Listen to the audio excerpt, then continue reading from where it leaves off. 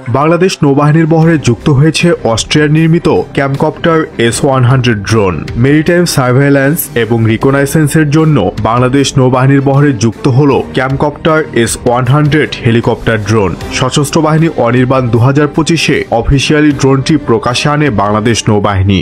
একবিংশ শতাব্দীর চ্যালেঞ্জ মোকাবেলায় বিশ্বের সাথে তাল মিলিয়ে একটি দক্ষ ও চৌকস বাহিনী গড়ার লক্ষ্যে বাংলাদেশ সশস্ত্র বাহিনীতে সংযুক্ত হয়েছে বিভিন্ন অত্যাধুনিক যুদ্ধাস্ত্র ও সরঞ্জামাদি। সমর প্রযুক্তির এই আধুনিকায়ন শুধু প্রযুক্তিগত উন্নয়ন নয়, বরং এটি একটি কৌশলগত রূপান্তর।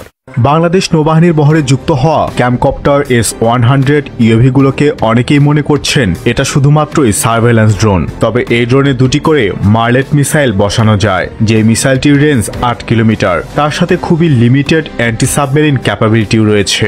S-100 ক্যামকপ্টার একটি অত্যন্ত বহুমুখী এবং নির্ভরযোগ্য ড্রোন, যা বিশেষত সামুদ্রিক অপারেশনের জন্য ডিজাইন করা হয়েছে। এটি একটি ভার্টিক্যাল টেক অফ ল্যান্ডিং অর্থাৎ ভিটল ধরনের ড্রোন, যা এটিকে অত্যন্ত সীমিত স্থান থেকে পরিচালনার জন্য উপযোগী করে তোলে।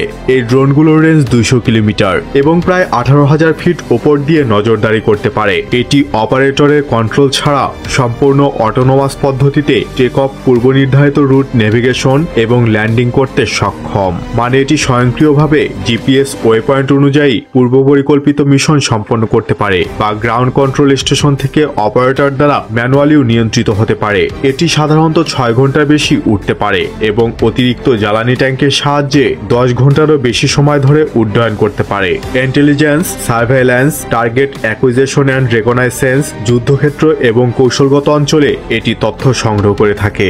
নৌবাহিনীর জাহাজ থেকে উড্ডয়ন ও অবতরণ করতে পারার ক্ষমতার জন্য এটি নৌবাহিনীর নজরদারি, চোরাচালান প্রতিরোধ এবং জলদস্যুতা বিরোধী অভিযানে ব্যবহৃত হয়। এটি electro optical, infrared camera, synthetic aperture radar, leader scanner এবং অন্যান্য সিগন্যাল ইন্টেলিজেন্স সরঞ্জাম সহ বিভিন্ন পেলোড বহন করতে সক্ষম।